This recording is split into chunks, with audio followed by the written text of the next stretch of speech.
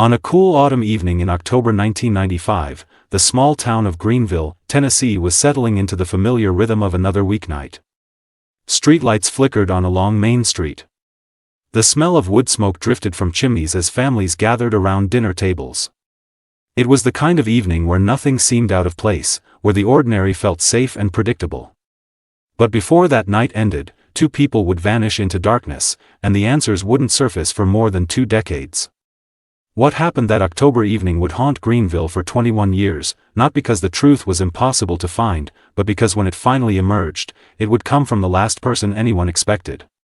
Before I reveal how a web of lies, family secrets, and a single collapsing alibi brought the truth to light after more than 2 decades of silence, go ahead and subscribe. These stories are told to make sure the truth doesn't disappear with time, and to honor the people who never got to tell their own. Sarah Mitchell was 42 years old that fall. She worked the early shift at the textile mill on the edge of town, the same mill where her mother had worked before her. She lived in a modest rental house on Maple Street with her 7-year-old son, Jacob. To those who knew her, Sarah was quiet, dependable, the kind of person who kept her head down and her troubles to herself. She had a soft voice and tired eyes, the kind that come from years of working overtime and raising a child alone.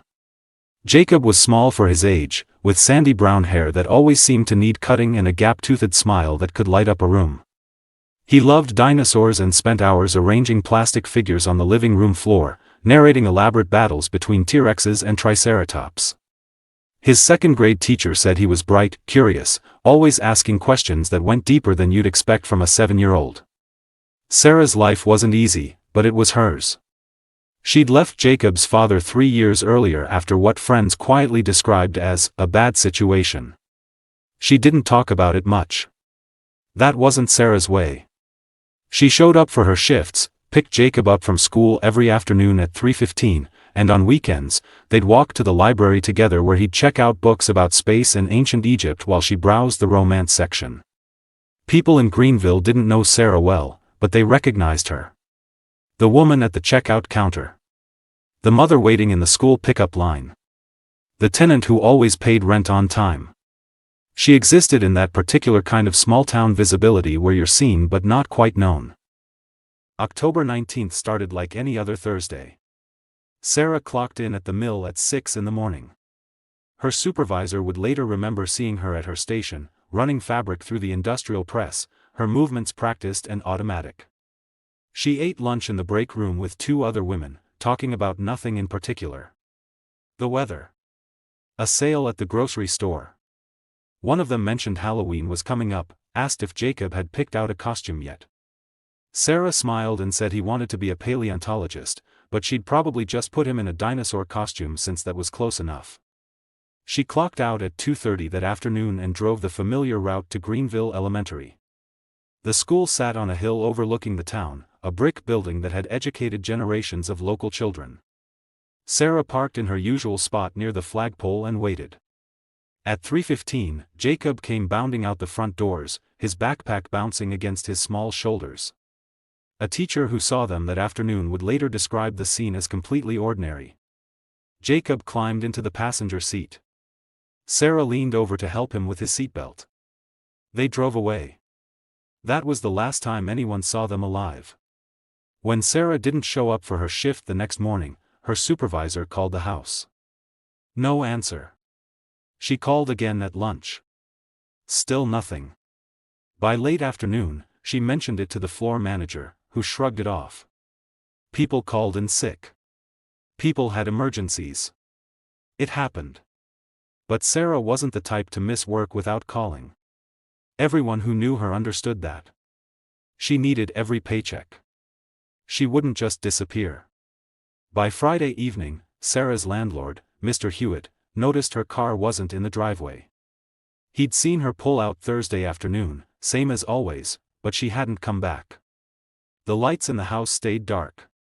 He knocked on the door Saturday morning. No response. He tried the knob. Locked.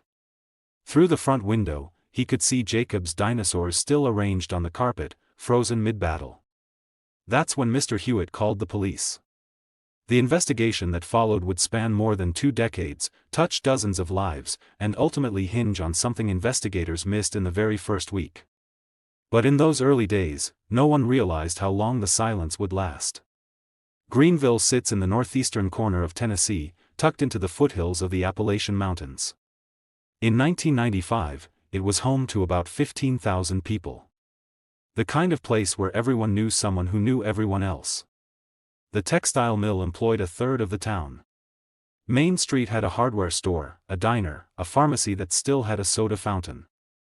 People didn't lock their doors. Children played outside until the streetlights came on. When word spread that Sarah Mitchell and her son had vanished, the reaction was immediate and visceral. This wasn't supposed to happen here. Not in Greeneville. Not to people they recognized. The police treated it as a missing persons case at first. Detective Frank Carson took the lead. He was in his late 40s, a Greeneville native who'd worked his way up from patrol officer. Carson was methodical, deliberate, the kind of investigator who filled notebooks with observations and followed procedures to the letter. He'd handled missing persons before, mostly teenagers who ran off and came back within 48 hours, sheepish and grounded. But this felt different from the start. Carson and his team processed Sarah's house on Saturday afternoon. Everything inside looked normal. Too normal. Dishes in the sink. Jacob's homework on the kitchen table, half-finished math problems in careful pencil. Sarah's purse sat on the counter with her wallet inside, $43 in cash still tucked in the billfold. Her toothbrush stood in the bathroom cup. Clothes hung in the closet. The refrigerator hummed, keeping milk that would soon spoil. It was as if they'd simply stepped out for an errand and never came back. Carson organized search parties. Volunteers combed the woods surrounding Greeneville, walking in lines through dense underbrush, calling out Sarah's name, Jacob's name, hearing only their own voices echo back. They checked abandoned buildings, empty barns, drainage ditches. The local newspaper ran Sarah's photo on the front page alongside Jacob's school picture. The headline read, "Mother and Son Missing, Community Searches for Answers." Tips came in, the usual mixture of genuine concern and misguided speculation. Someone thought they saw Sarah's car heading south on Highway 11E Thursday evening. Another caller insisted they'd spotted a woman matching Sarah's description at a gas station in Knoxville. Every lead was followed. Every lead went nowhere. What no one could explain was why Sarah would leave. She had no family outside Greeneville. Her parents were dead. She had a sister in Georgia, but they barely spoke. She had no savings account, no secret boyfriend, no reason to run. And even if she'd wanted to disappear, why would she take Jacob? Why wouldn't she pack clothes, take her purse, leave some indication of where she was going? The questions multiplied, but the answers didn't come. By the second week, the search expanded beyond Greeneville. Law enforcement from surrounding counties joined the effort. The Tennessee Bureau of Investigation sent additional personnel. Helicopters swept over the densely forested areas where the foothills rose into mountains. Search dogs picked up scent trails that led to dead ends, literally, trails that stopped at the edge of roads or creeks and went no further. Carson interviewed everyone who knew Sarah. Co-workers described her as reliable, reserved, pleasant but distant. Neighbors said she kept to herself, nodded hello but never lingered for conversation. Jacob's teacher spoke about the boy with genuine warmth, said he was sweet and smart, sometimes came to school with bruises but always had explanations that seemed plausible. A scraped knee from playing. A bump from falling off his bike. That detail caught Carson's attention. He made a note. Bruises. Explanations. He dug deeper into Sarah's past. The marriage she'd left. The man she'd divorced. Derek Mitchell was 38, a mechanic who worked at a garage in nearby Jonesboro. He and Sarah had married young, had Jacob 2 years later. According to court records, Sarah filed for divorce in 1992, citing irreconcilable differences. No mention of abuse. No restraining orders. Just a quiet legal separation that gave Sarah full custody and required Derek to pay child support, which he did, irregularly. Carson drove to Jonesboro and found Derek under the hood of a Chevy pickup, grease up to his elbows. Derek was medium height, stocky, with a beard that needed trimming and eyes that didn't quite meet Carson's when they spoke. "When's the last time you saw Sarah?" Carson asked. Derek wiped his hands on a rag, thinking. "Month ago, maybe. When I dropped off money for Jacob." "You two get along?" "Well enough. We don't talk much." "What about Jacob? You see him regularly?" "Not as much as I should." Derek looked down. "Sarah thought it was better if I kept my distance. Said Jacob got upset after visits." Carson pressed. "Where were you last Thursday evening?" "Here. Working late. Had a transmission job that ran long." "Anyone confirm that?" "Shop owner was here till about 6. After that, just me." Carson made notes. "No alibi after 6. But also no clear motive, no history of violence on record, no reports of threats." Derek seemed tired, detached, a man who'd already lost his family and had made peace with it. Still, Carson kept him on the list. In cases like this, you always looked at the ex-husband first. As October bled into November, the searches continued, but hope began to erode. The initial surge of volunteers dwindled. People had jobs, responsibilities, lives that couldn't be put on hold indefinitely. The media coverage shifted from front-page urgency to occasional updates buried in the back section. The story, like so many stories, started to fade. But not for everyone. Carson kept working the case. He requisitioned Sarah's phone records, which showed nothing unusual. Calls to the mill, to Jacob's school, to the electric company about a billing question. He checked her bank statements. No large withdrawals. No unusual activity. He interviewed extended family, distant cousins, anyone who might have had contact with Sarah in the weeks before she vanished. One name kept surfacing in these conversations, mentioned almost in passing, never with suspicion. Sarah's older brother, Dennis Walters. Dennis was 45, unmarried, a construction worker who lived in a trailer on the outskirts of Greeneville. He'd grown up with Sarah, stayed local while she tried to build a life with Derek. People who knew Dennis described him as a loner, gruff but harmless. He kept to himself, showed up for family gatherings, didn't cause trouble. Carson interviewed him in early November. Dennis sat across from the detective in the cramped interview room at the Greeneville Police Department, his large hands folded on the table, his expression unreadable. "How often did you see your sister?" Carson asked. "Every couple weeks. I'd stop by, check if she needed anything." "When's the last time?" "Wednesday. Day before she disappeared." Carson's pen paused. "What time?"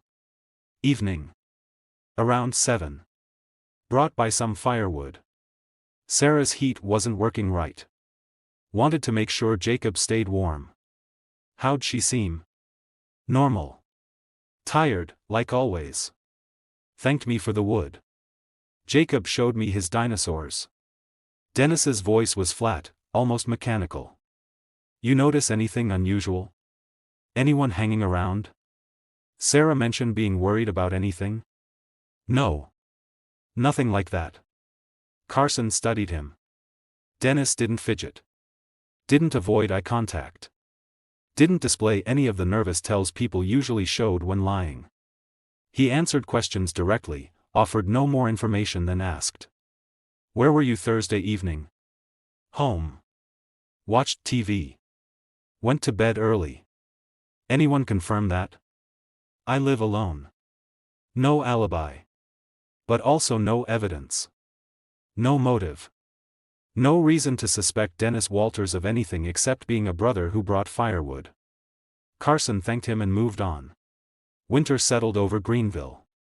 The searches stopped. You couldn't comb through forests buried in snow, couldn't drag creeks frozen solid. The case remained open, but active investigation slowed to a crawl. Carson kept the file on his desk, kept reviewing statements, kept hoping something would click. It never did. In January 1996, 2 hunters found Sarah's car. It was pulled off a logging road 15 miles outside Greeneville, hidden partially behind a stand of pine trees. The car was locked. Inside, everything looked untouched. Jacob's backpack still sat on the passenger seat. Sarah's sunglasses rested on the dashboard. There was no blood, no sign of struggle, no indication of what had happened after the car was parked there. The discovery reignited the investigation. Crime scene techs processed the vehicle, lifted prints, collected fibers. Most of the prints matched Sarah and Jacob, which was expected. A few partials couldn't be identified. Soil samples from the tires indicated the car had been driven on gravel roads, consistent with the logging area where it was found. But there were no witnesses. No one had seen the car being abandoned. The logging road was remote, used primarily during summer months by hunters and occasionally by teenagers looking for privacy. In October, it would have been deserted. Carson expanded the search radius around where the car was found. More volunteers, more search dogs, more grid patterns through the woods. Cadaver dogs were brought in, trained to detect human remains. They alerted in several locations, but each time, investigators found nothing. Animal remains. Old trash. False positives. 3 weeks of intensive searching produced no bodies, no evidence, no answers. The case went cold in every way that mattered. Years passed. Carson retired in 2003, handing the case file to a younger detective named Amy Liu, who read through hundreds of pages of reports, interviews, dead-end leads. She reopened the investigation twice, once in 2005 and again in 2008, each time hoping fresh eyes might see what others had missed. But the evidence was the same. The witnesses were the same. The conclusion was always the same: Sarah and Jacob Mitchell had vanished without a trace, and whoever knew what happened wasn't talking. The people of Greeneville didn't forget, but memory has a way of softening over time. Sarah and Jacob became a story people told, a cautionary tale, a mystery that hung in the background of the town's collective consciousness. Every few years, the newspaper would run an anniversary piece. 10 years later, still no answers in Mitchell disappearance. 15 years later, family still hopes for closure. But hope, like memory, fades. What's striking about cold cases isn't just the absence of answers. It's the way silence compounds over time. Every year without resolution adds another layer of distance between the crime and the truth. Witnesses move away. Memories blur. Evidence degrades. The people who might have spoken up convince themselves it's too late, that whatever they know doesn't matter anymore. But sometimes, silence becomes unbearable. Sometimes, the weight of a secret grows heavier with each passing year until carrying it becomes impossible. That's what happened in the winter of 2016. Dennis Walters was 66 years old. He still lived in the same trailer on the outskirts of Greeneville, though the town had changed around him. The textile mill had closed in 2009. Main Street had more empty storefronts than open businesses. Most of the people he'd grown up with had either moved away or died. Dennis had developed health problems. Diabetes. High blood pressure. A heart condition that required medication and regular monitoring. He'd been hospitalized twice in the past year. The doctors told him he needed to take it easy, manage his stress, make peace with his limitations. But there was something Dennis couldn't make peace with. For 21 years, he'd carried the weight of what he'd done. He'd watched his sister's face on the news, seen her photograph in the paper, heard people speculate about what might have happened. He'd attended the vigils, nodded sympathetically when neighbors mentioned the tragedy, kept his expression neutral when investigators asked their questions. He'd lived with it. But living with it had cost him everything internal that mattered. In January 2016, Dennis walked into the Greeneville Police Department and asked to speak to someone about Sarah Mitchell. The officer at the desk didn't recognize the name at first. It had been more than 2 decades. But when Dennis clarified, the missing woman and her son from 1995, the officer's expression shifted.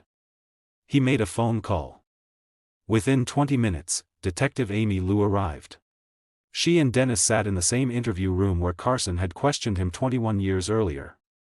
Liu was younger, sharper, less patient than Carson had been. She'd read the case file dozens of times. She knew every interview, every lead, every dead end. "Why are you here?" she asked. Dennis looked at his hands. They were rough, scarred from decades of construction work, spotted with age. When he spoke, his voice was quiet. "I need to tell you what happened to Sarah and Jacob." What Dennis Walters confessed to that January afternoon would confirm what investigators had long suspected but could never prove, that the answer to Sarah and Jacob's disappearance had been hiding in plain sight from the very beginning, protected not by clever deception but by the simple fact that no one wanted to believe a brother could do what Dennis had done. Lou recorded the interview. Dennis spoke slowly, methodically, as if he'd rehearsed the words 1,000 times in his head but had never said them aloud. He started with Thursday, October 19, 1995. Sarah had come to his trailer that evening around 6:30. She'd brought Jacob. Dennis said she was angry, upset about something. They argued. The argument escalated. "What were you arguing about?" Lou asked. Dennis hesitated. "Money. She wanted to borrow money. I said no. She got angry. Said I owed her. That I'd always owed her." "What did she mean by that?" "Old stuff. Family stuff. From when we were kids." Dennis didn't elaborate. Lou didn't press. "Not yet." The argument continued. Voices raised. Jacob started crying. Sarah told Dennis she was leaving. She grabbed Jacob's hand and headed for the door. That's when Dennis said something inside him snapped. He didn't explain it clearly. Couldn't, maybe. He described a sudden rage, an overwhelming need to make Sarah stop talking, stop accusing, stop making him feel like he'd failed her. He grabbed her. She struggled. They fought. Jacob screamed. Dennis's voice broke when he talked about what happened next. He'd put his hands around Sarah's throat. She'd clawed at him, tried to pull away. But Dennis was bigger, stronger. He squeezed until she stopped fighting. When Sarah went limp, Jacob ran. The boy bolted for the door, but Dennis caught him. Jacob was 7 years old, small, terrified. Dennis said he didn't mean to hurt him. Said he just wanted to keep him quiet, to stop the screaming. But his hands were still around the boy's throat, and he squeezed, and Jacob stopped struggling, stopped breathing. Dennis sat there in the interview room, his voice flat, describing how he'd killed his sister and his nephew in less than 10 minutes over an argument about money he couldn't even remember the amount of. Lou asked the question everyone would ask, "What did you do with them?" Dennis told her. He'd wrapped the bodies in tarps he had in his shed. Loaded them into the back of his truck. Drove Sarah's car, with the bodies in his truck following behind, to the logging road where it would later be found. He parked Sarah's car there, wiped down the surfaces he'd touched, locked it.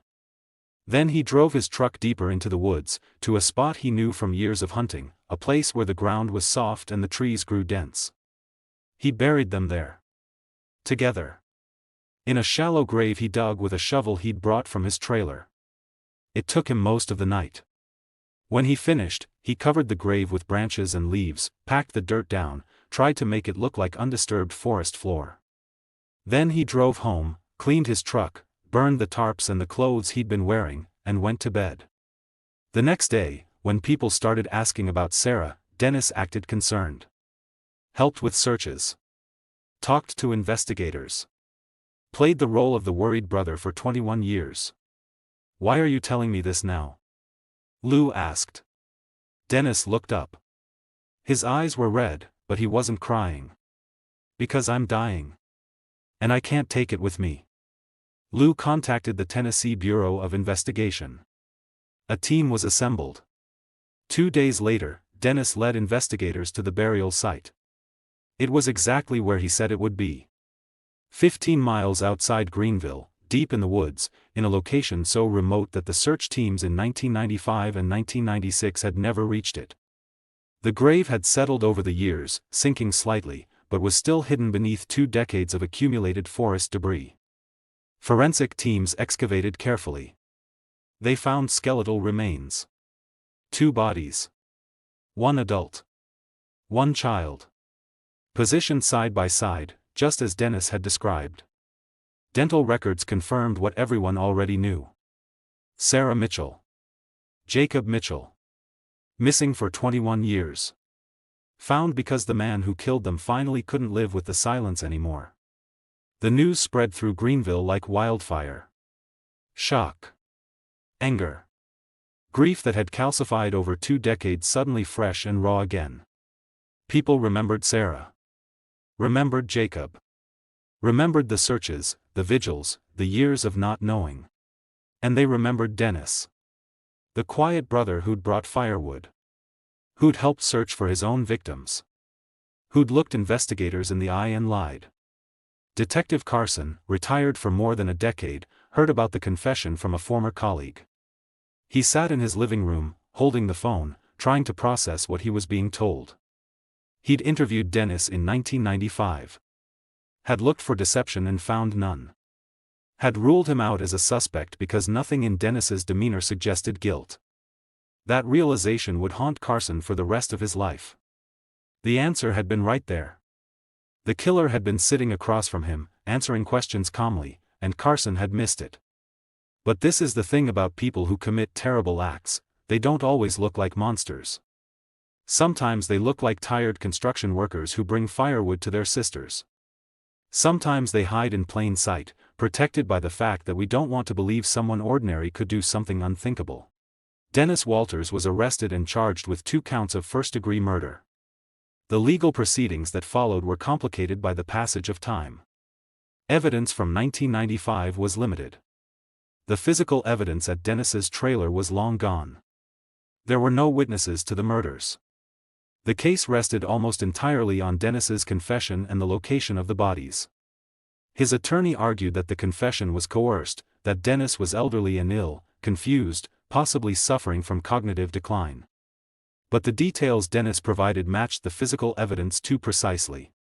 He knew where the bodies were buried. He knew how they'd died. He knew things only the killer could know. In October 2016, Dennis Walters entered a guilty plea. He was sentenced to life in prison without the possibility of parole. Given his age and health, it was understood that he would likely die behind bars.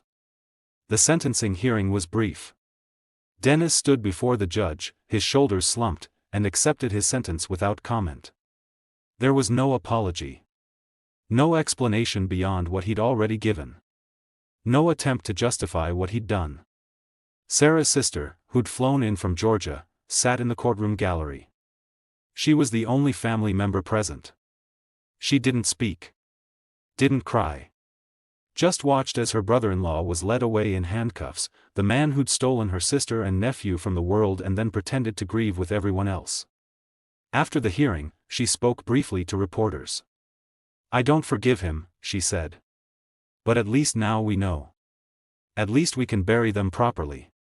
Sarah and Jacob Mitchell were laid to rest in November 2016, in a cemetery on the edge of Greeneville.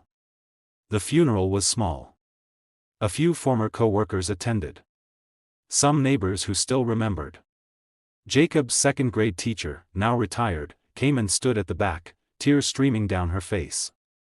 The graves were marked with simple headstones. Sarah's read, "Beloved Mother." 1953 to 1995, Jacob's read, "Taken Too Soon." 1988 to 1995. People brought flowers. Stuffed dinosaurs for Jacob. Notes expressing sorrow, anger, relief that the truth had finally surfaced. Dennis Walters died in prison in March 2017, less than 5 months after his sentencing. A heart attack, sudden and final. He was 67 years old. Some people in Greeneville said it was justice. Others said he got off easy. Most just felt exhausted by the whole thing, worn down by 21 years of not knowing followed by answers that brought no comfort. Because that's the reality of cases like this. Justice, when it finally comes, doesn't erase the years of silence. It doesn't bring back the dead. It doesn't heal the wound. It just confirms what happened and forces everyone to live with that confirmation. What broke this case wasn't advanced forensics. Wasn't DNA technology or new investigative techniques. It was the slow, inevitable weight of a secret that became too heavy to carry. Dennis Walters confessed because his body was failing and he couldn't face death with that burden still chained to him. You could call that conscience. You could call that fear. Maybe it was both. Detective Lou, reflecting on the case years later, said something that stuck with a lot of people. "We spent 21 years looking for evidence," she said. "Turns out the only evidence we needed was time. Time and a man who finally couldn't lie to himself anymore. It's a strange kind of resolution. Bitter. Incomplete. But it's the resolution the case was always going to have, because from the moment Dennis killed his sister and nephew, the truth was trapped inside him, and it was only ever going to come out one way. By his choice. On his terms. When he finally decided the cost of silence was higher than the cost of confession. There are patterns in the way communities process tragedy, especially in small towns where everyone knows everyone and secrets don't stay buried as easily as bodies. Greeneville went through all the predictable stages. Shock. Anger. The need to assign blame to someone, anyone, for not seeing what was right in front of them. Detective Carson became a target of that blame. People asked how he could have interviewed Dennis and not known. How he could have ruled out the one person who'd been there, who'd had access, who'd lied so easily. Carson never defended himself publicly. But those who knew him said he carried that weight every day after the truth came out. He'd been a good detective. Thorough. Careful. But he'd trusted his instincts, and his instincts had been wrong. That's a hard thing to live with. The truth is, Dennis Walters was good at lying. He'd had practice. Whatever happened in his childhood, whatever old stuff and family stuff he'd alluded to in his confession, it had taught him how to hide. How to present a version of himself that deflected suspicion. How to be invisible in plain sight. That skill served him for 21 years. But lying takes energy. It requires constant vigilance. You have to remember what you've said, who you've said it to, what version of events you're maintaining. Over time, that becomes exhausting. And when your body starts failing, when you're facing your own mortality, that exhaustion becomes unbearable. Dennis didn't confess because he felt guilty. At least, not in the way people usually understand guilt. He confessed because carrying the lie was killing him faster than his heart condition was. In a strange way, his confession was an act of self-preservation. He needed to unburden himself before he died. Needed to speak the truth out loud, even if that truth destroyed whatever was left of his life. The question people in Greeneville still argue about is whether that counts as remorse. Some say yes. That confession is inherently an admission of wrongdoing, an acknowledgement that what he did was evil. That by telling the truth, Dennis gave Sarah and Jacob's family the closure they deserved.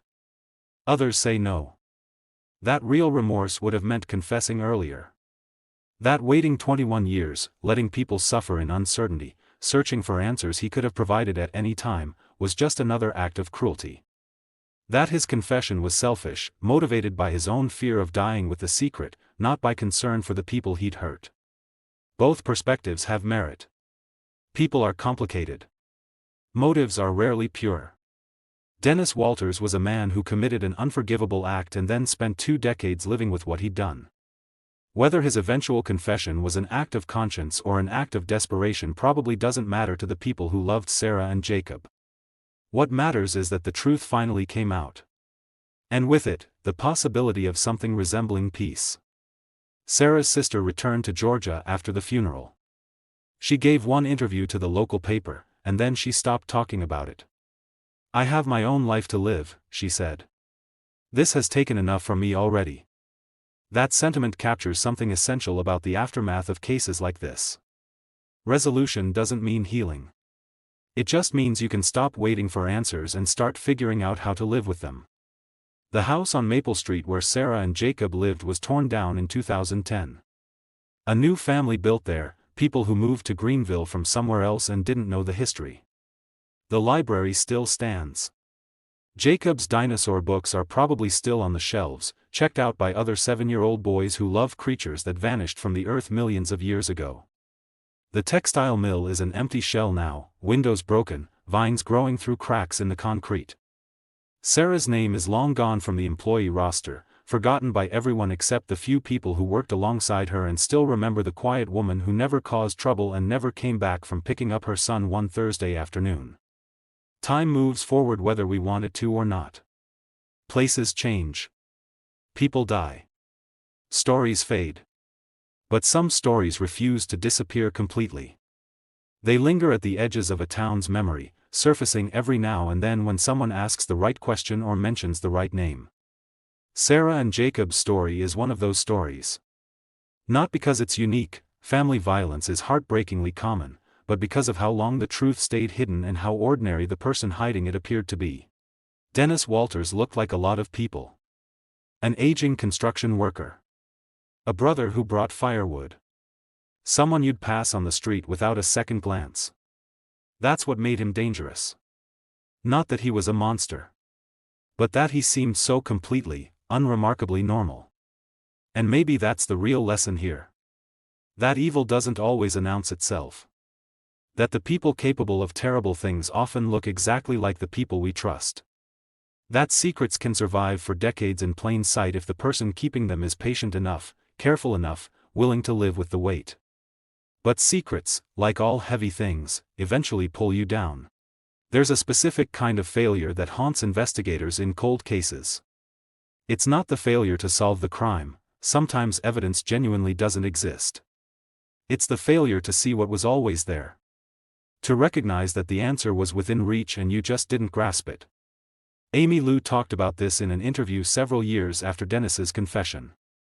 She'd inherited the case from Carson, read through every file, every report, every interview transcript. Dennis's initial interview was in there. She'd read it multiple times. And even knowing what she knows now, even looking back with the clarity that hindsight provides, she said she's not sure she would have done anything differently. He didn't act guilty, she explained. He didn't seem nervous. He answered questions directly. There was nothing in his behavior that screamed, "I did this." And we couldn't arrest someone just because they didn't have an alibi. Half the town didn't have alibis. She paused, then added, "The truth is, if Dennis hadn't confessed, we might never have found them. The grave was too remote. The evidence was too degraded. Without his confession, Sarah and Jacob would still be missing. And that's the part that keeps me up at night. Not that we missed something. But that we were completely dependent on the killer deciding to talk. That dependency is uncomfortable to acknowledge. We want to believe that truth emerges through diligent investigation, through scientific analysis, through the skill and dedication of law enforcement. And sometimes it does. But sometimes truth emerges only when the person holding it decides they can't hold it anymore. That's what happened here. The grave was discovered not because investigators found new evidence, but because Dennis Walters woke up one morning and realized he was running out of time to unburden himself. The resolution came not from justice, but from one man's inability to carry a secret to his grave. It's an unsatisfying answer to the question of how this case was solved. But it's the truth. And maybe there's something important in that. In acknowledging that not every case breaks because of brilliant detective work. That sometimes, the only thing that cracks a case is the passage of time and the human inability to live forever with the weight of what we've done. Greeneville is quieter now than it was in 1995. Smaller. Older. The people who remember Sarah and Jacob are fewer every year. The younger generation knows the story only as something that happened before they were born, a tragedy their parents mention occasionally but that doesn't feel real to them. That's how memory works. How history works. Events that seem monumental in the moment fade into background noise as time moves on.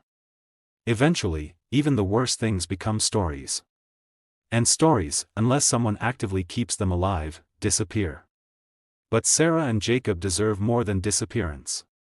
They deserve to be remembered not as a case file or a cautionary tale, but as real people who lived real lives, however brief those lives were. Sarah Mitchell worked hard. Raised her son alone. Read romance novels on the weekends. Had tired eyes and a soft voice and probably never imagined she'd become a headline. Jacob Mitchell loved dinosaurs. Asked questions that went deeper than you'd expect.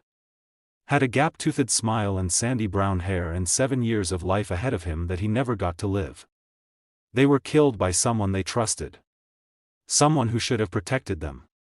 Someone who then pretended to grieve alongside everyone else, who carried their secret in silence for 21 years, who only spoke when his own mortality left him no other choice.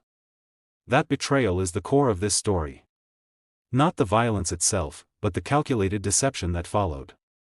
The years of searching while Dennis knew exactly where they were. The vigils he attended. The investigators he lied to. The community he let suffer in uncertainty when he could have ended that suffering at any moment. You can argue about whether his eventual confession was an act of conscience.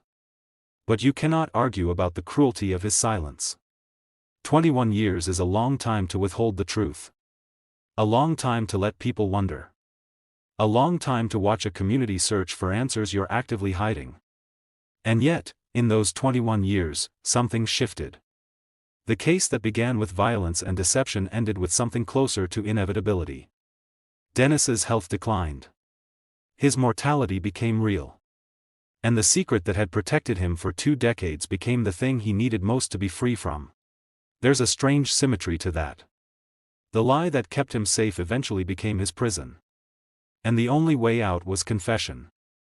When Dennis walked into the Greeneville Police Department in January 2016, he wasn't surrendering to justice.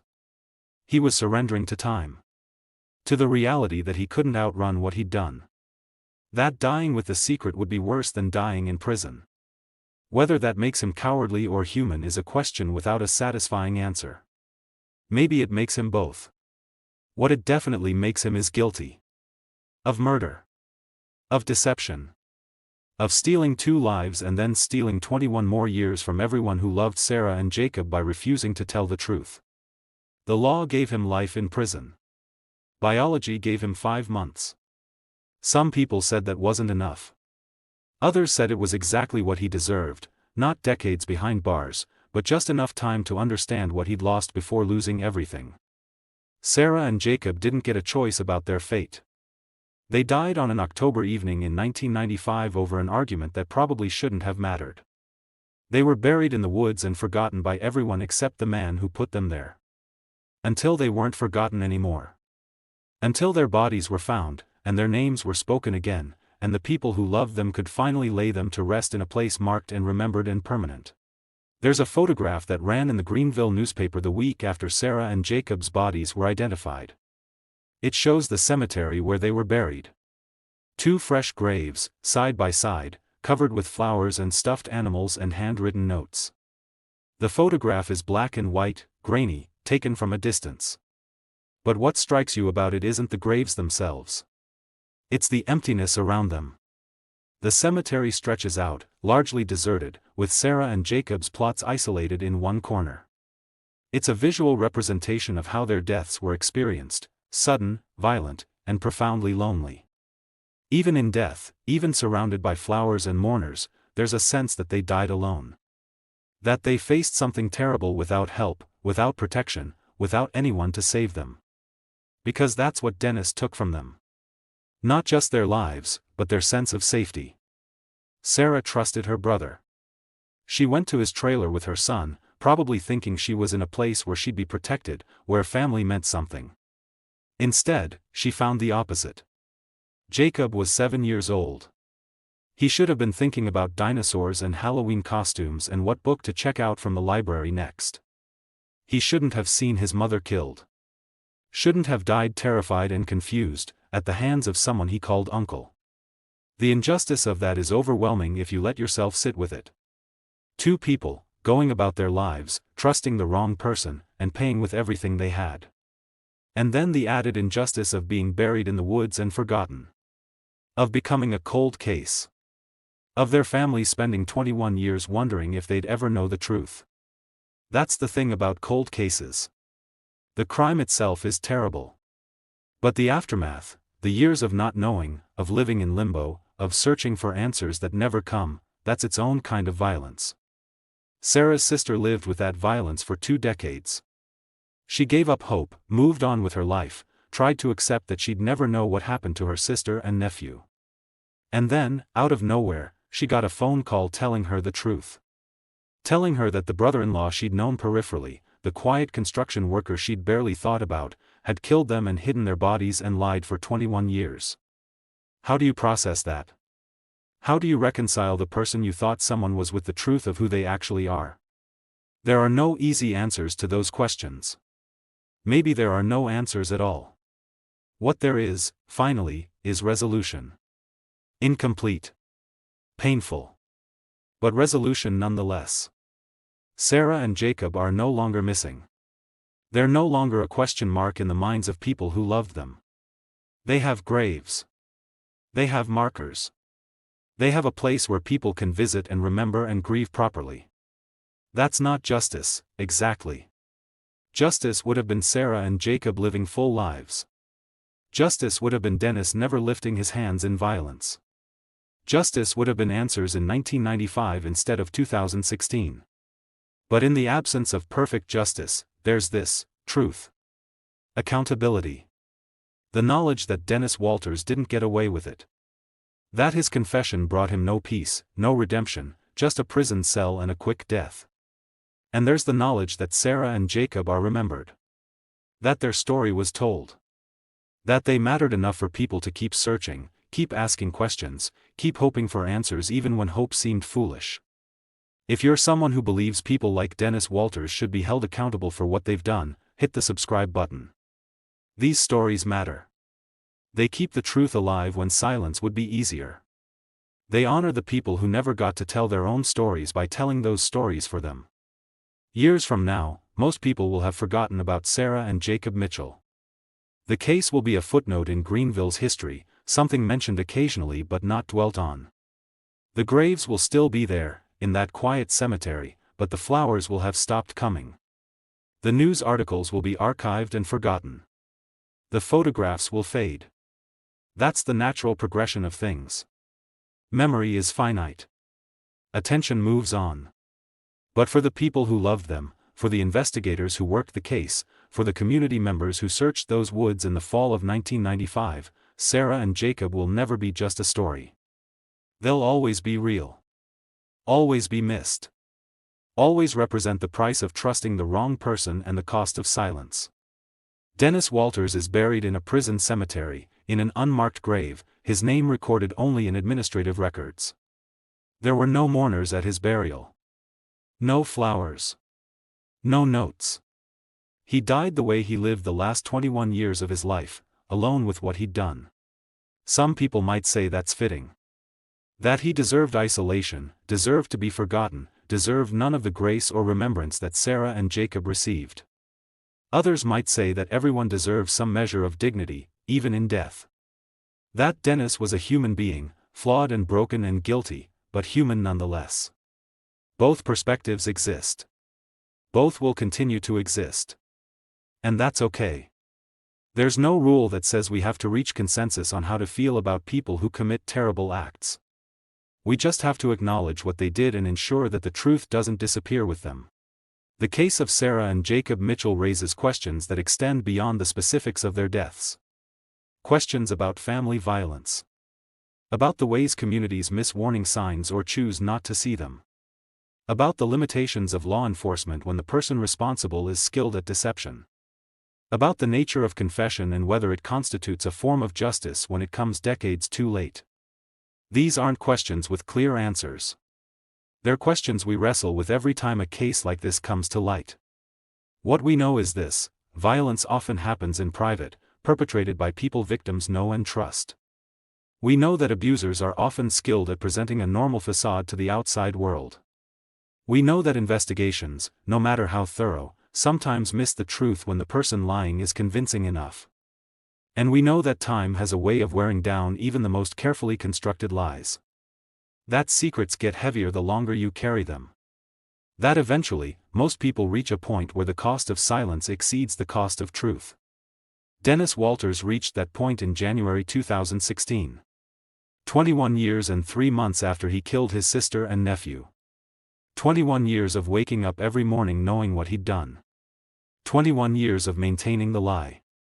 21 years of watching people search for answers he could have provided at any time. And then, finally, he spoke. Was it enough? Did his confession make up for the years of deception? Did it give Sarah and Jacob's family the closure they deserved? Those questions don't have objective answers. They're personal. Individual. Each person who knew Sarah and Jacob will answer them differently based on their own values, their own capacity for forgiveness, their own understanding of what justice means. What can be said objectively is this: Dennis's confession allowed Sarah and Jacob to be found. It allowed them to be buried properly. It allowed the people who loved them to know the truth, however painful that truth was. It also allowed Dennis to die knowing he'd unburdened himself. Knowing he hadn't carried the secret to his grave. Whether that gave him peace or simply allowed him to die without quite as much weight on his conscience is something only he could have answered. He never did. He entered his guilty plea, accepted his sentence, and died 5 months later without offering any further explanation. No interviews. No written statement. No attempt to clarify his motives or express remorse beyond the bare minimum required by the legal process. Some saw that as proof that he wasn't truly sorry. That his confession was purely self-serving. That he died as he lived, thinking only of himself. Others saw it as a final act of mercy. That by not speaking further, he spared Sarah's family the additional pain of hearing him try to justify or explain what he'd done. That silence, in the end, was the most respectful thing he could offer. Again, both interpretations are valid. What matters most is that the story has an ending now. Not a happy ending. Not a satisfying ending. But an ending that provides answers and removes uncertainty. Sarah and Jacob Mitchell died on October 19, 1995. They were killed by Dennis Walters. They were buried in the woods 15 miles outside Greeneville. They were found on January 23, 2016, after Dennis confessed. They were laid to rest in a cemetery in Greeneville in November 2016. Those are the facts. Clean. Clear. Final. And around those facts are all the messy, complicated, painful human realities that surround any violent death. The grief. The anger. The sense of waste. The questions about what could have been done differently. The slow, difficult process of accepting that the world is sometimes cruel and random and unfair. Greeneville, Tennessee, is still there. Still small. Still quiet. The mountains still rise beyond the town's edges. The seasons still change. Life continues the way it always has, with or without Sarah and Jacob, with or without answers to the questions their deaths raised. But for those who remember, for those who lived through the 21 years of not knowing, the landscape is different now. Every place Sarah walked, every building she entered, every street she drove down carries the weight of her absence. And now, with the truth revealed, those places also carry the weight of betrayal, the knowledge that someone trusted killed her and her son and then walked among them for 2 decades. That knowledge changes a community. It makes people question their own judgment. Makes them wonder who else might be hiding terrible secrets behind ordinary faces. Makes them look at neighbors and family members with a little more suspicion, a little less certainty. That's part of Dennis's legacy. Not just the deaths he caused, but the trust he destroyed when the truth emerged. In the end, though, what endures isn't Dennis's deception. It's the memory of who Sarah and Jacob were before he took their lives. Sarah, who worked hard and raised her son alone and probably never asked for much from the world. Jacob, who loved dinosaurs and had a gap-toothed smile and 7 years of curiosity and wonder ahead of him. They deserved better than what they got. They deserved to live full lives. They deserved safety and protection and the chance to grow old. They didn't get those things. But they got something else, eventually. They got truth. They got justice, imperfect as it was. And they got to be remembered not just as victims, but as people who mattered. And if you haven't already, please subscribe, like, and share this with someone you know who values stories like this. Rest in peace, Sarah Mitchell. Rest in peace, Jacob Mitchell. You deserved so much more time than you were given. But your story won't be forgotten. Not while there are people willing to listen. Not while there are voices willing to speak your names and honor what was taken from you. Some wounds never fully heal. Some losses can't be made right. But truth, when it finally emerges, creates space for something like peace. Not perfect peace. Not complete peace. But enough to let the people left behind begin to breathe again. That's what 21 years of silence cost. And that's what one confession finally allowed. I'll see you in the next one.